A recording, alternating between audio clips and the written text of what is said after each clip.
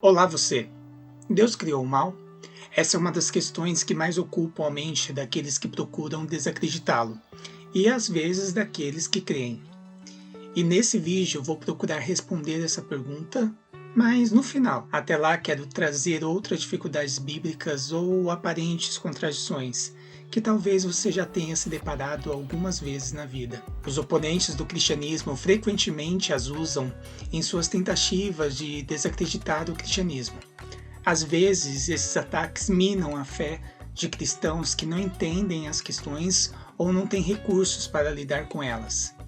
Se você gosta desse tipo de conteúdo, já vai deixando seu gostei, se inscrevendo e habilitando as notificações, porque o YouTube tem os seus favoritos. E vem comigo nessa jornada.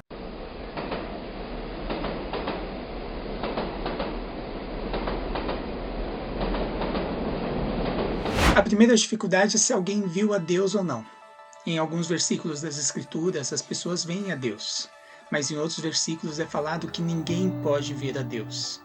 Isso é uma contradição? Vejamos, por exemplo, o Êxodo 33:11. Falava o Senhor a Moisés face a face, como qualquer fala a seu amigo. E logo depois, no mesmo capítulo, disse o Senhor a Moisés: Não me poderá ver a face, porquanto homem nenhum verá a minha face e viverá. Tu me verás pelas costas, mas a minha face não se verá. A Bíblia diz que Deus apareceu para Abraão, a Isaque e a Jacó. E diz que falava com Moisés de boca a boca, e Moisés viu a sua forma. Agora, no Evangelho de João, é declarado que ninguém jamais viu a Deus. Jesus declara que ninguém ouviu a Deus, ouviram a sua forma. Antes de tudo, a Bíblia deixa claro que Deus não pode ser visto. Não sabemos exatamente todas as respostas e os porquês disso, mas ele não pode ser visto. Mas é evidente que ele foi visto de alguma forma. Uma explicação oferecida é que as pessoas viram visões, sonhos ou o anjo do Senhor, e não realmente o próprio Deus. Mas o problema é que os versículos citados acima não dizem visão, sonho ou anjo do Senhor. Eles dizem que as pessoas viram Deus, que Deus foi visto e que ele apareceu como o Todo-Poderoso. Se esses versículos significam o que dizem, então naturalmente assumimos que temos uma contradição. Na verdade, a contradição existe em nosso entendimento, não na Bíblia, o que é sempre o caso com as supostas contradições bíblicas. Primeiro, precisamos dizer que nos versículos dados aqui, onde lemos que Deus falou face a face ou boca a boca, estamos claramente diante de uma figura de linguagem que traduz intimidade. Por exemplo, depois de Deus responder a Jó, ele disse: Eu te conhecia só de ouvir, mas agora os meus olhos te veem. Jó evidentemente não viu a Deus em uma forma, pois Deus se manifestou no meio de um redemoinho. Mas a linguagem é usada para indicar que Jó antes não conhecia a Deus realmente, mas agora o entende e com ele tem comunhão. Segundo, quando lemos a palavra forma, já imaginamos a forma humana. Nossa mente constrói a imagem da maneira como conhecemos. Usamos a forma humana como referência. Por exemplo, Ezequiel descreveu Deus como tendo um aspecto semelhante a brasas de fogo ardente, com uma aparência de lâmpadas. Mas temos, por exemplo, a ocasião em que Deus diz a Moisés: Não poderás ver a glória do meu rosto, porque ninguém poderia vê-la e continuar a viver. Contudo, põe-te aqui nesta rocha junto a mim, quanto a minha glória passar, colocar-te-ei na fenda do rochedo e cobrir-te-ei com a minha mão, até eu ter passado. Depois de retirar a mão, ver-me-ás de costas, mas não a minha face. Alguns entendem, como eu havia dito, que Deus tem forma humana, muito baseado na descrição da criação humana, onde é dito: façamos o homem à nossa imagem e semelhança. Mas aqui, no meu ponto de vista, as costas significam a revelação parcial da glória divina, pois ficou claro pelo texto que Moisés não suportaria ver a glória do Senhor por completo, a sua face. A teologia tem uma palavra para as manifestações visíveis de Deus: teofania. Era quando Deus se manifestava através de algo a alguém. Quando alguém via uma teofania, normalmente via algo grandioso, fora dos padrões normais. Outros dizem que Deus se transforma e aparece em formas nos quais possamos vê-lo. No entanto, isso é diferente de ver a Deus com toda a sua glória e santidade exibidas. Há mais um ponto importante que merece nossa atenção. E se Moisés e os outros do Antigo Testamento estavam vendo o Deus Todo-Poderoso, mas não estavam vendo o Pai, como é declarado em João? Assim, podemos admitir que eles podem ter visto outra pessoa da Trindade, talvez o Verbo antes dele se tornar encarnado, ou seja, o Jesus pré-encarnado. Portanto, Deus Todo-Poderoso foi visto, mas não era o Pai, era Jesus antes de sua encarnação, sem o termo anjo do Senhor. Há mais uma pessoa na divindade, e a doutrina da Trindade deve ser verdadeira, e pode ser assunto de um vídeo também. Comenta aí o que você acha. Por fim, minha posição é que o homem não tem estrutura e condições de ver a Deus em toda a sua glória, mas conseguimos perceber e ver manifestações dele, adequadas às nossas condições. De certa forma, é uma maneira de ver a Deus. E é essa maneira que encontramos em muitas passagens da Bíblia. Quantas espécies Noé trouxe para a arca? 2 ou 7? Existem 2 partes da história do dilúvio sobre a quantidade de cada espécie colocada na arca. Em Gênesis 6, 19 ao 20, temos 2. E de todo ser vivente de cada carne, você trará 2 de cada espécie para a arca, para conservá-los vivos com você. Eles serão macho e fêmea. 2 aves, conforme a sua espécie, e dos animais, conforme a sua espécie, de todo réptil da terra, conforme a sua espécie. 2 de cada espécie virão a você para conservá-los vivos. Em Gênesis 7, 2 ao 3, temos 7. De todo animal limpo tomarás contigo 7, um macho e fêmea, e 2 animais que não são limpos, 2, um macho e sua fêmea. Também das aves do céu, 7, macho e fêmea, para conservar em vida a sua descendência sobre a face da terra.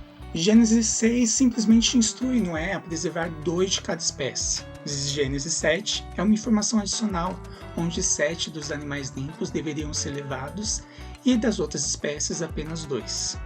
A razão para isso é que os animais extras eram para sacrifício. Então Noé construiu um altar ao Senhor e tomou de todo animal limpo e de toda ave limpa e ofereceu holocaustos sobre o altar. Gênesis 8:20. Logicamente, ter 7 pares também significa que há 2 pares, já que os 2 estão incluídos no 7. Se um verso dissesse para pegar apenas um par e outro verso dissesse 7 pares, isso seria uma contradição. Agora, quantos cegos Jesus encontrou ao sair de Jericó?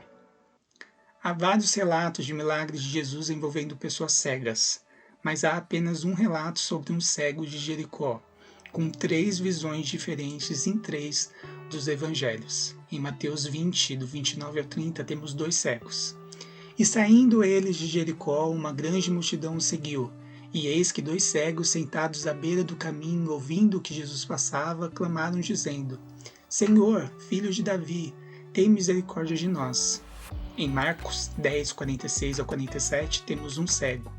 E eles chegaram a Jericó, e quando ele estava saindo de Jericó, com seus discípulos e uma grande multidão, um mendigo chamado Bartimeu, filho de Timeu, estava sentado à beira da estrada.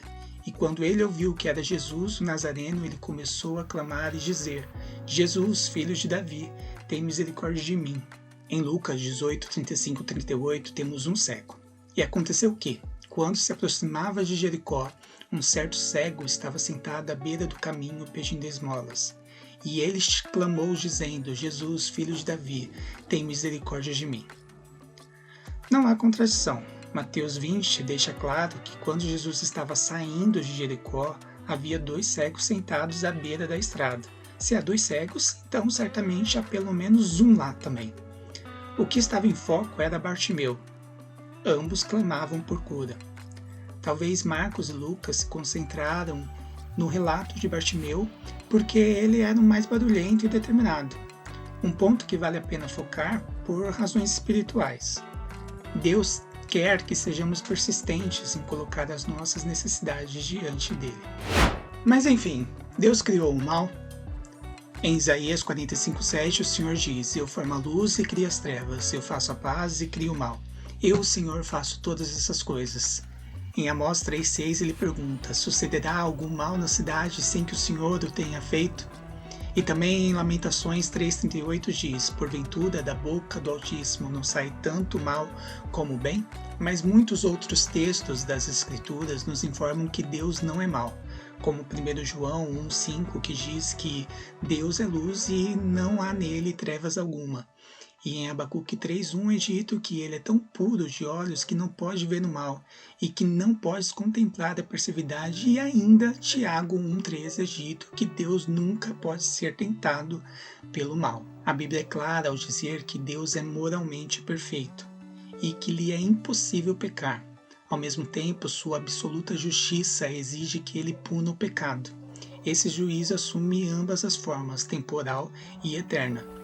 Na sua forma temporal, a execução da justiça de Deus às vezes é chamada de mal, porque parece ser um mal ao que estão sujeitos a ela. Entretanto, a palavra hebraica correspondente a mal, ha, possui dois sentidos. Primeiro, mal no sentido moral, onde podemos descrevê-lo como pecado. Segundo, o mal no sentido de calamidade, desgraça ou infortúnio. Nesse sentido, ele é predominantemente encarado como castigo divino, que normalmente corresponde a um pecado precedente. O mal que os homens fazem é retribuído a eles pelo Senhor. Amós 3, por exemplo, é uma profecia contra os pecados dos israelitas, que mesmo tendo sido escolhidos por Deus, seriam punidos justamente por terem a livre agência de fazer o mal, mesmo que o bem tenha sido oferecido e tivesse as suas recompensas.